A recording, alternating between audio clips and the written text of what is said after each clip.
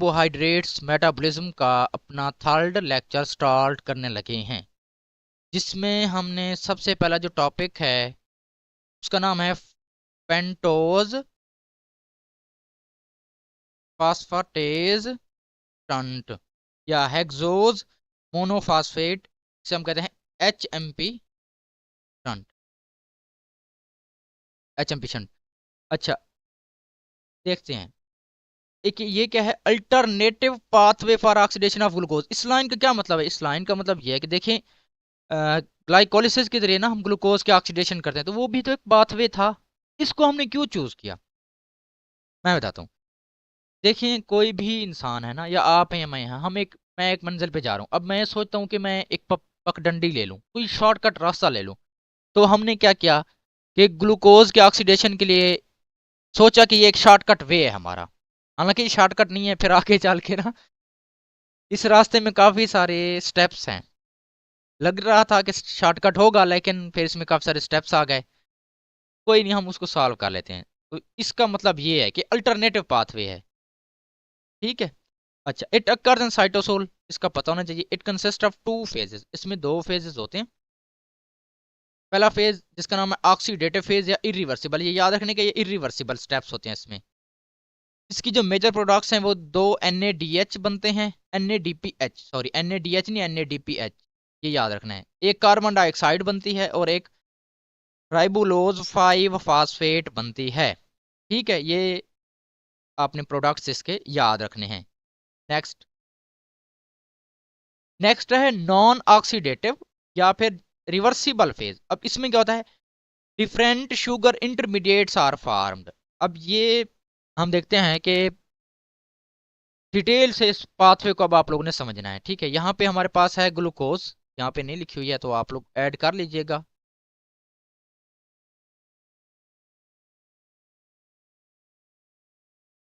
Glucose हमने पकड़ी, ठीक है। अब ग्लूकोज से हमने क्या बनाई, ग्लूकोज 6 फास्फेट बन गई, ठीक है। ग्लाइकोलिसिस में भी ऐसे होता है, ठीक है। अब इसके बाद क्या हुआ, ये हमारा क्या है, ये है ऑक्सीडेटिव फेज, ये याद रखना है, ठीक है। ऑक्सीडेटिव फेज है और ये इरिवर्सिबल है। अच्छा, ग्लूकोज 6 फास्फेट बन गई। फिर जो ग्लूकोज 6 फास्फेट हुई वो कन्वर्ट हुई फास्फो फास्फो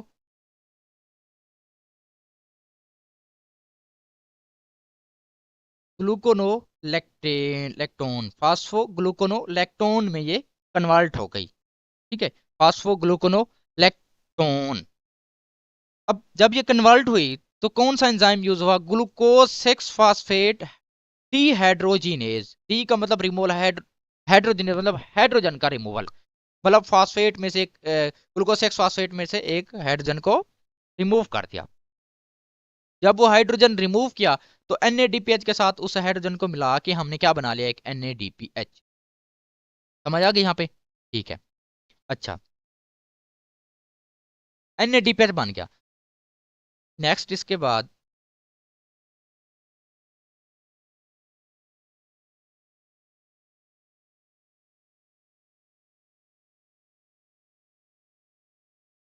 ये जो सेक्स फास्फो ग्लूकोनोलैक्टोन है, ये फिर कन्वर्ट होगा सेक्स फास्फो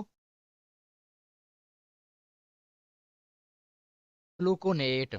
इसमें सेक्स फास्फो ग्लूकोनेट में किस एंजाइम की मदद से, ग्लूकोनोलैक्टोन एंजाइम की मदद से, लैक्टोनेज, ग्लूकोनोलैक्टोनेज एंजाइम की मदद से, ग्लूकोनोलैक्टोनेज एंजाइम की मदद से। अच्छा, ठीक है। अब इसमें कन्वर्ट हो गया, फिर दोबारा से ये जो बना था हमारे पास फास्फो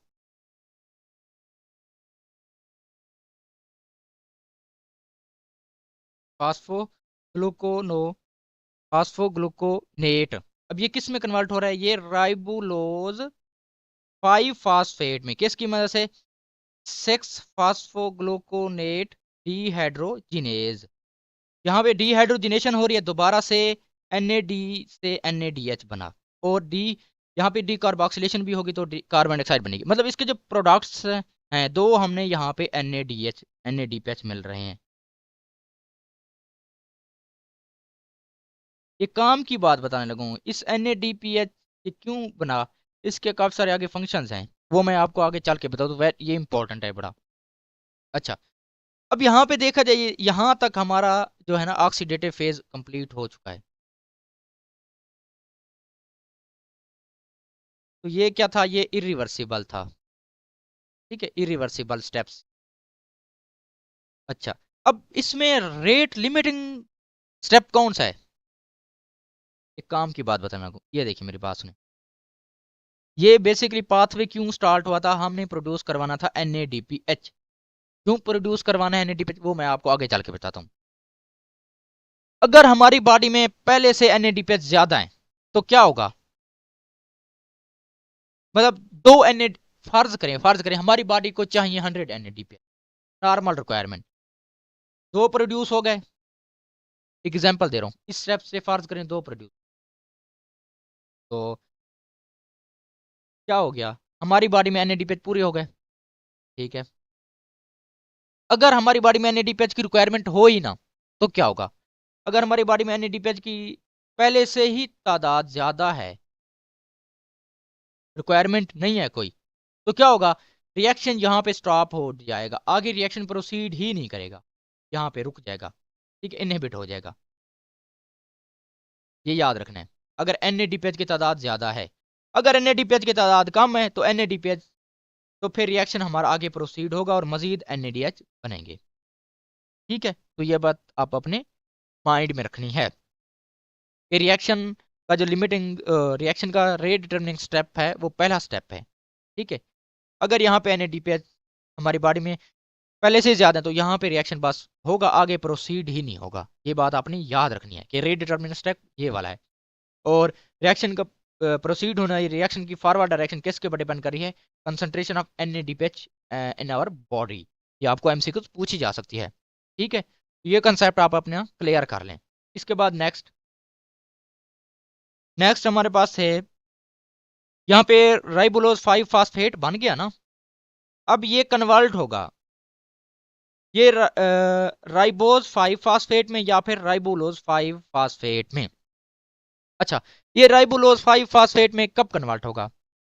अच्छा, और राइबोज 5 फास्फेट में देखें, जब न्यूक्लियोटाइड्स की सिंथेसिस होनी है, ठीक है, ये क्या बनाएगा, ये बनाएगा हमारे पास प्यूरिन्स। ठीक है, प्यूरिन्स, नाइट्रोजनस बेसिस, और नाइट्रोजनस बेसिस मिलकर क्या बनाएगी, न्यूक्लियोटाइड्स, और न्यूक्लियोटाइड्स मिलकर बनाएंगे न्यूक्लिक एसिड, और न्यूक्लिक एसिड क्या होते हैं, DNA और RNA। मतलब ये जो राइबोज 5 फास्फेट है, ये न्यूक्लिक एसिड की सिंथेसिस में इन्वॉल्व होता है। अगर हमारी बॉडी में न्यूक्लिक एसिड की इनफ है, ठीक है, जरूरत ही नहीं है कि न्यूक्लिक एसिड की सिंथेसिस हो, तो क्या होगा, ये प्रोड्यूस फिर नहीं होगा, फिर सिर्फ ये प्रोड्यूस होगा। समझ आ गई, ये इसीलिए दो बने थे। अब ये किस एंजाइम की मदद से बना, ये बना है राइबोज 5 फास्फेट आइसोमरेज, या इसको जस्ट आप आइसोमरेज भी लिख सकते हैं। और ये राइबोलोज 5 फास्फेट 3 एपीमरेज, या इसको जस्ट आप एपीमरेज भी लिख सकते हैं। ये भी 5 कार्बन है कंपाउंड है, ये भी 5 कार्बन कंपाउंड है, ये याद रखना है, 5 कार्बन दोनों ही। और कब बनेगा वो भी मैंने कंडीशन बता दें कि अगर हमारी बॉडी में नाइट्रोजन बेसिस ज्यादा हैं तो, या न्यूक्लियोटाइड्स की तादाद ज्यादा है, तो फिर जो है ना राइबोज 5 फास्फेट भाई जी नहीं बनेंगे। ठीक है, अब इसके बाद ट्रांसक्यूटोलोज कीटोलेज एंजाइम एक्ट करेगा इनके ऊपर। राइबोज 5 फास्फेट किस में कन्वर्ट हो जाएगा, ग्लिसरॉल्डिहाइड 3 फास्फेट में, किस में, ग्लिसरॉल्डिहाइड 3 फास्फेट में, और यहां से दो कार्बन रिमूव हो जाएंगी। ठीक है, तो ये 3 कार्बन वाला है ना, दो कार्बन इससे रिमूव करके, इससे राइबोज 5 फास्फेट है 3 कार्बन कंपाउंड हम बना लेंगे। समझ आ गई? अच्छा, तो या फिर इससे रिमूव करके, जो आप समझ लें, इससे भी कर सकते हैं, इससे भी कर सकते हैं। तो ये बन गया, ये फिर तीन तीन मजीद कार्बन को अटैच करके फ्रुक्टोज 6 फास्फेट बना लेगा, और जो ग्लाइकोलिसिस में इंटर होंगे। ठीक है, ग्लाइकोलेट पाथ को फॉलो करेंगे। आपको पता है कि फ्रुक्टोज 6 फास्फेट ग्लाइकोलिसिस में इन्वॉल्व होता है। अच्छा,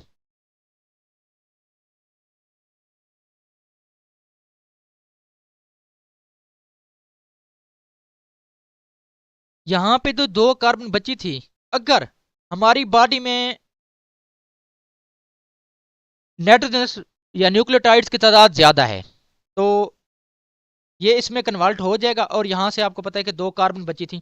ये 2 कार्बन जी इसके साथ फिर मिल जाएंगी। ये 5 कार्बन वाला था, 2 कार्बन और मिला दें तो ये यहाँ पे हमारे पास बन जाएगा सीडो हेप्टुलोज 7 फास्फेट। ठीक है, ये बात आपने याद रखनी है। तो ये सीडो हेप्टुलोज जो है ये 7 कार्बन कंपाउंड है। देखिए कितना इजी है। लेकिन अगर आपको अंडरस्टैंडिंग है तो क्यों, क्योंकि यहाँ पे 2 कार्बन बचे थे, इन 2 कार्बन ने इनके साथ मिल गए तो हमारे पास सीडो हेप्टुलोज बन गया। अच्छा, इसके बाद क्या हुआ, ये सीडो हेप्टुलोज है ना, ठीक है।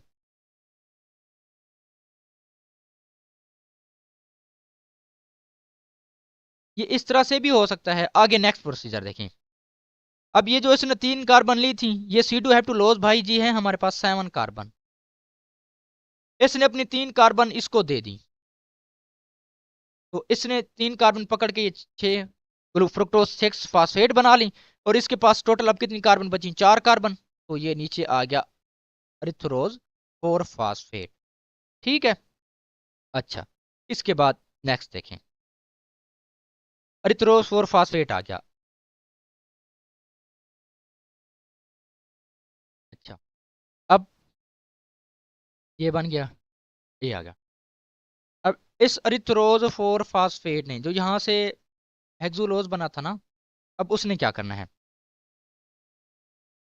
उसने करना ये है कि इसके पास कितने कार्बन है, इसके पास है 4 कार्बन। इसके पास कितने हैं, 4 कार्बन। 1 कार्बन इससे ले लेनी है। 1 कार्बन जब इससे ले लेगा तो कितने बन जाएंगे, 6 कार्बन। 6 कार्बन फ्रुक्टोज बन गया। और इसके पास कितनी थी, 3। 3 कार्बन से ये ग्लिसरॉल्डिहाइड 3 फास्फेट। तो ये फिर ग्लिसरॉल्डिहाइड 3 फास्फेट किस में इन्वॉल्व होगा, ग्लाइकोलिसिस में। ठीक है। और ये फ्रुक्टोज 6 फास्फेट फिर ग्लाइकोलिसिस में। तो इतना सा काम था बस, आपने समझना था चीज़ों को। ठीक है। इस भाई जी ने अपनी कार्बन इसको दे दी, क्योंकि ये कन्वर्ट हुआ ग्लाइसरॉल्डिहाइड 3 फास्फेट में। इस पे इसके पास एक कार्बन एक्स्ट्रा थी, इसने अपनी कार्बन दे दी हेक्सुलोज भाई जी को। उसने कार्बन पकड़ के फिर फ्रुक्टोज 6 फास्फेट में कन्वर्ट हो गया। तो ये था हमारा HMP पाथवे, जिसे आप मुश्किल समझते हैं, हो गया। अब इसकी इंपॉर्टेंस देखते हैं, ये बड़ी काम की चीज़ है, इसको देखना है आपने। इंपॉर्टेंस ये MCQs के लिए वेरी वेरी इंपॉर्टेंट है, वेरी वेरी। इससे MCQs तकरीबन आते हैं। अच्छा, NADP जो प्रोड्यूस हुआ था ना, अब वो किस में इन्वॉल्व होगा, फैटी एसिड सिंथेसिस। ठीक है, हमारे लिवर में फैटी एसिड सिंथेसिस होती है, एडिपोज टिश्यूज में होती है, तो ये उसमें इन्वॉल्व होता है। मतलब NADP जो यहाँ से प्रोड्यूस होता है वो हमारे लिवर में जाता है और हमारे एडिपोज टिश्यू में जाता है। किस लिए, फॉर फैटी एसिड सिंथेसिस। ठीक है। अच्छा, इसके बाद स्टीरॉइड सेंसेस में भी इन्वॉल्व होता है। और स्टीरॉइड सेंसेस कहाँ पे होती है, एड्रिनल कॉर्टेक्स में होती है, टेस्टीज में होती है, ओवरीज में और प्लेसेंटा में। मतलब ये NADPH एड्रिनल कॉर्टेक्स में जाएगा, टेस्टीज में जाएगा, ओवरीज में जाएगा और प्लेसेंटा में जाएगा। किस लिए, स्टीरॉइड सेंसेस के लिए। अच्छा,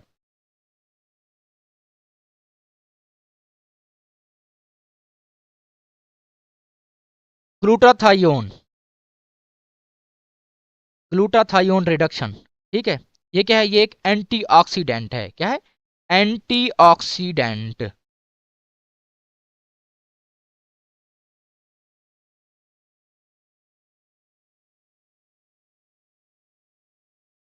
एंटीऑक्सीडेंट, ये ग्लूटाथायोन रिडक्शन को, ग्लूटाथायोन को उसकी रिडक्शन करवाएगा।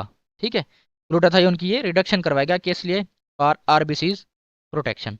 अभी ग्लूटाथायोन क्या है, इसको हम नेक्स्ट आगे चल के देखेंगे। इसके अलावा आपको पता है कि राइबोज 5 फास्फेट बना था। ठीक है, वो किस में इन्वॉल्व होता है, न्यूक्लिक एसिड सिंथेसिस में इन्वॉल्व होता है, जिसमें हमारे DNA और RNA आ जाते हैं।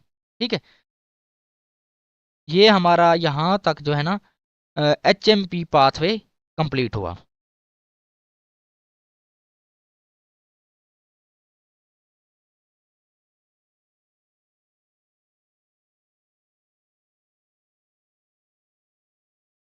अब जो हमारा नेक्स्ट टॉपिक है वो है गैलेक्टोज मेटाबॉलिज्म, या फिर इसको हम कहते हैं लिलियोर पाथवे। क्या, गैलेक्टोज मेटाबॉलिज्म या फिर लिलियोर पाथवे। ये मैंने बिल्कुल ही इजी वर्ड्स में आपको एक एक स्टेप इंशाल्लाह समझ आएगा, एक एक स्टेप देखते जाएं आप। लैक्टोज मेटाबॉलिज्म या लीली और पाथवे, लेकिन शर्त यह कि आप लेक्चर सुनो ना। जब सुनेंगे इंशाल्लाह आपको पता लगेगा कि हमने किस तरह से पढ़ा है। आपको पता है कि लैक्टोज हमारी बॉडी में होती है, ठीक है। उसके ऊपर एंजाइम जी एक्ट करते हैं, लैक्टेज उसको कन्वर्ट कर देते हैं ग्लूकोज और गलेक्टोज में। यहां से फिर हम पकड़ते हैं गलेक्टोज को, ठीक है। अब गलेक्टोज जी के ऊपर एक एंजाइम एक्ट करता है जिसे हम कहते हैं गलेक्टोकाइनेज। ये फास्फेट रिमूव करवाता है यहां से, सॉरी, फास्फेट ऐड करवाता है। क्या करवाता है? Phosphate add. तो यहाँ पे एटीपी की ब्रेक डाउन होगी, एक एटीपी यूज होगा, एनर्जी यूज होगी, ठीक है। एटीपी टूटेगा एडीपी में,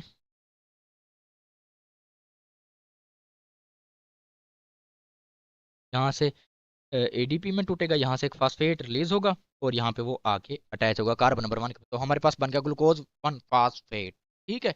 मतलब कार्बन नंबर 1 के ऊपर क्या आ गया? एक फास्फेट आ गया। अच्छा, आपको पता है कि ग्लाइकोजेनेसिस के दौरान यूडीपी यूडीपी ग्लूकोज बना था ना, याद है आपको? जी बिल्कुल याद होगा। नहीं याद तो आप प्रीवियस लेक्चर देख लीजिएगा। उसमें यूडीपी ग्लूकोज बना था, वो हमारे ब्लड में ऑलरेडी प्रेजेंट होता है। वो इसी वेट में होता है कि जब भी हम कोई मिल्क मिल्क समझ लें, ठीक है, मिल्क ड्रिंक करते हैं, उसके बाद लैक्टोज एक्ट करता है, उसको ग्लूकोज गैलेक्टोज में कन्वर्ट कर देता है। ये यूडीपी ग्लूकोज हमारे ब्लड में ऑलरेडी प्रेजेंट होता है। ये तो इसी वेट में होता है कि ग्लैक्टोज 1 फास्फेट भाई जी आए, ये उसके साथ रिएक्ट करके रिएक्ट करके दो चीजों में कन्वर्ट हो जाता है। किसमें? यूडीपी गैलेक्टोज में और गैलेक्टोज 1 फास्फेट में, ठीक है।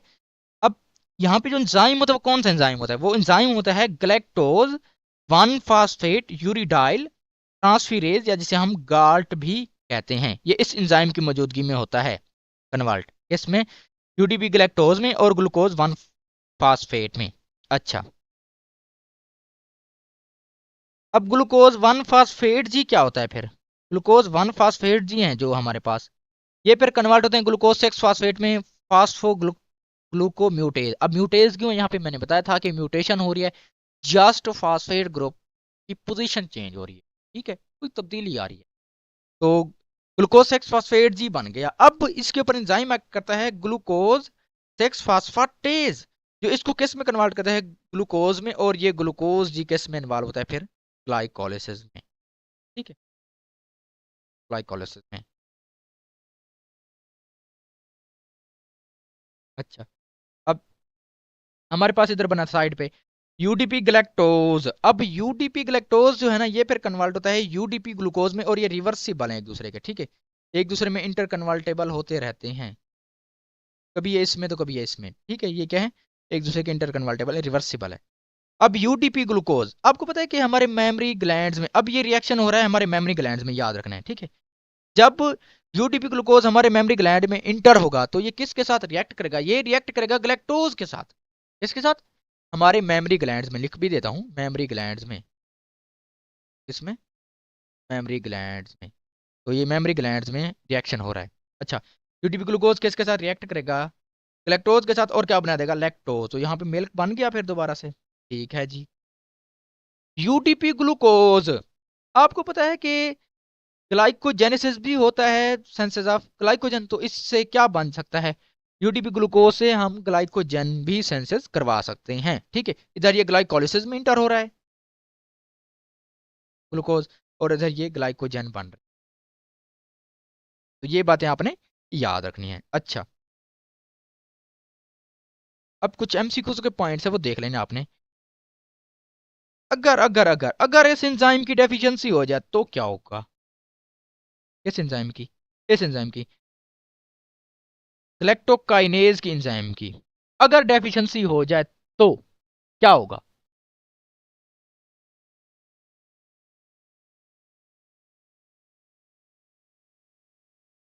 हाँ जी, आप बताएं। तो जाहिर सी बात है हमारी बॉडी में ग्लूकोज जी जमा हो जाएंगे, आगे तो ये कन्वर्ट होंगे नहीं ग्लैक्टोज 1 फास्फेट में, ठीक है। तो रिएक्शन प्रोसीड करेगा ही नहीं, ग्लैक्टोज जमा हो जाएगा। अच्छा जी, अब ग्लैक्टोज जमा होने के बाद क्या बनाएगा? ये कन्वर्ट होगा गलेक्टिलोल में, गैलेक्टिटोल में। इसमें गैलेक्टिटोल में। अब ये जाएगा हमारी आंखों में, आईज के पास। ठीक है जी। अब आईज के पास इसने चला गया जी, उधर जाके ये करवाएगा कैटरेक्ट काज, जिसे हम कहते हैं सफेद मोतिया। ठीक है। अब देखिए इस एंजाइम की डेफिशिएंसी की वजह से, एक एंजाइम ना होने की वजह से, ये क्या काज करवा रहा है, कैटरेक्ट सफेद मोतिया, जिसे हम बाई कैटरेक्ट भी कह सकते हैं। क्यों? अगर दोनों आंखों पे एक्ट कर रहा है तो बाई कैटरेक्ट। ठीक है। ठीक है। अगर अगर अगर हाँ, अब ये क्या है हमारे पास, ये है हमारे पास नॉन क्लासिकल, ये नीचे लिखा हुआ है, ये देखिए, ये हमारे पास है ग्लेक्टोज काइनेज की एंजाइम की अगर डेफिशिएंसी हो जाए तो ये क्या करता है, नॉन क्लासिकल ग्लेक्टोसीमा। ये याद रखना अपने पॉइंट, नॉन क्लासिकल ग्लेक्टोसीमा,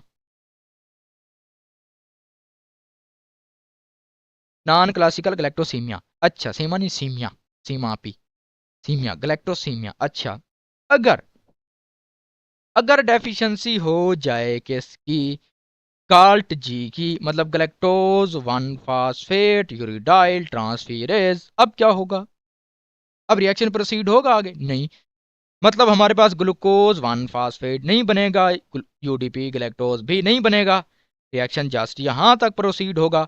तो ये क्या काज करवाता है, ये काज करवाता है क्लासिकल ग्लैक्टोसीमिया। और अगर ये हमारी आंख में चला जाए, क्योंकि आपको पता है जब ये आगे प्रोसीड होगा ही नहीं तो क्या होगा, फास्फेट जमा होना स्टार्ट हो जाएगा। अगर ये हमारी आंख में चला जाए, आंख के पास, तो क्या होगा, तो वहां पे कैटारेक्ट काज करवाएगा। ठीक है। अगर लिवर में चला जाए, लिवर के पास स्टोर हो जाए, लिवर में स्टोर हो जाए, तो उधर ये जॉन्डिस काज करवाएगा। ठीक है।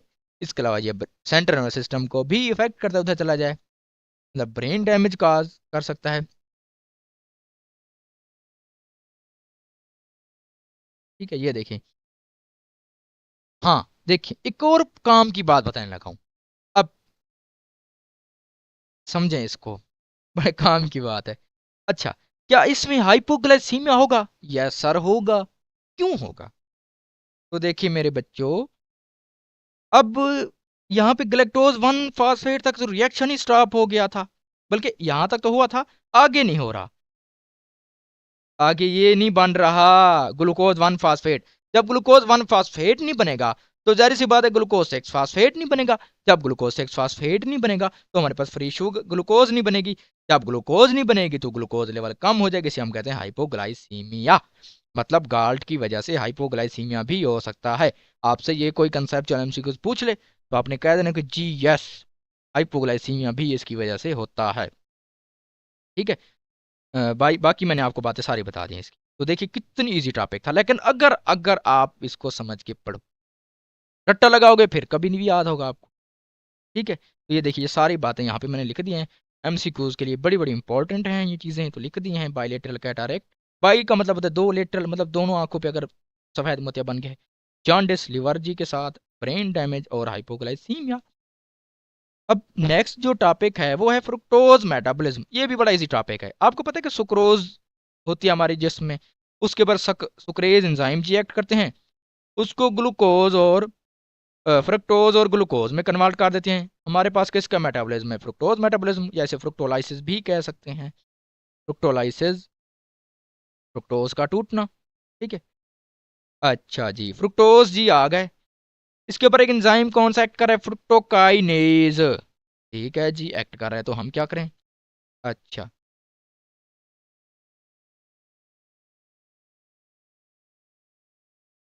अच्छा जी, अब फ्रुक्टोकाइनेज जी आ गए, इन्होंने एक्ट किया फ्रुक्टोज के ऊपर, तो इसको कन्वर्ट कर दिया फ्रुक्टोज 6 फास्फेट में। मतलब यहाँ पे काइनेज मैंने कहा था जो फास्फेट की एडिशन करवाए, मतलब यहाँ पे एटीपी टूटा है और एक फास्फेट जाके ऐड हुआ है।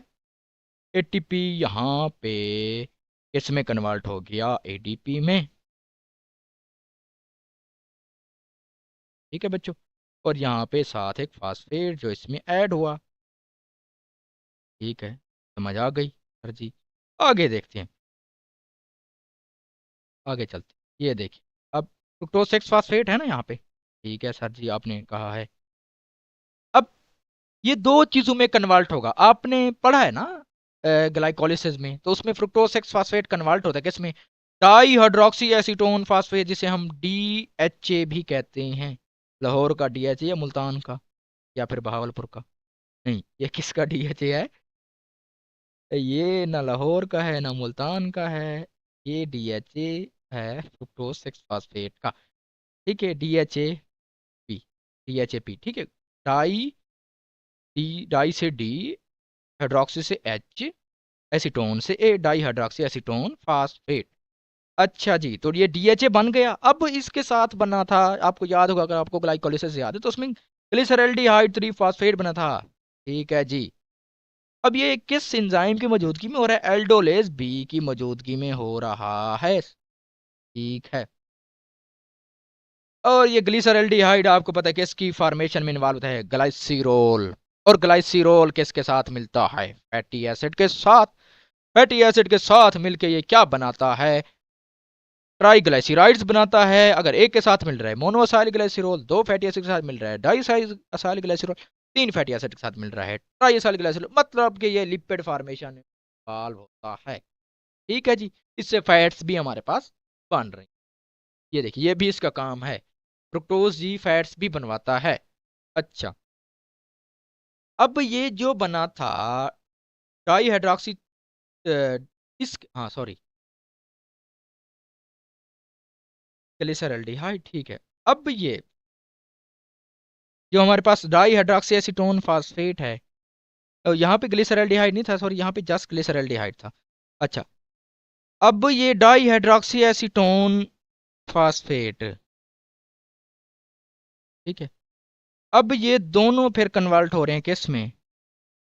ग्लिसरॉल्डिहाइड 3 फास्फेट में। किसमें? ग्लिसरॉल्डिहाइड 3 फास्फेट में। अच्छा, ठीक है जी, हो जाए कन्वर्ट।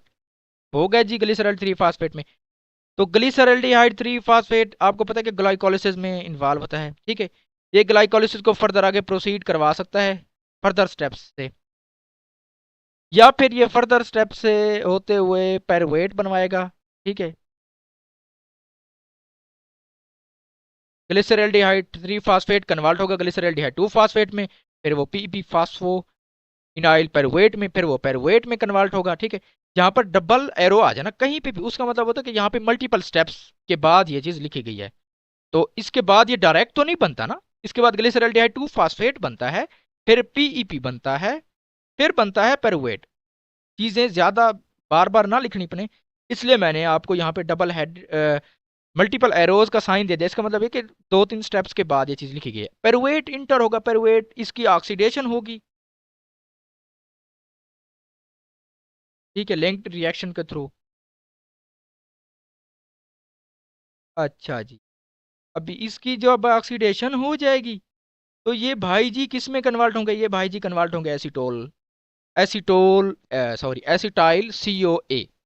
अब ये एसिटाइल CoA किस में इंटर होता है? आपको पता है क्रेब्स साइकिल में इंटर होता है। ठीक है, मतलब फ्रुक्टोज देखिए इंडायरेक्टली क्रेब्स साइकिल में भी इन्वॉल्व हो रहा है, फैटी एसिड सिंथेसिस में भी इन्वॉल्व हो रहा है। तो ये था हमारा आज का लेक्चर। उम्मीद है आपको समझ आ गई होगी। मैंने बड़े इजी वे में आपको चीज़ें और फ्रेंडली वे में समझाई हैं, ताकि आपको चीज़ें सारी अंडरस्टैंड हो जाएं और आप रट्टा ना लगें।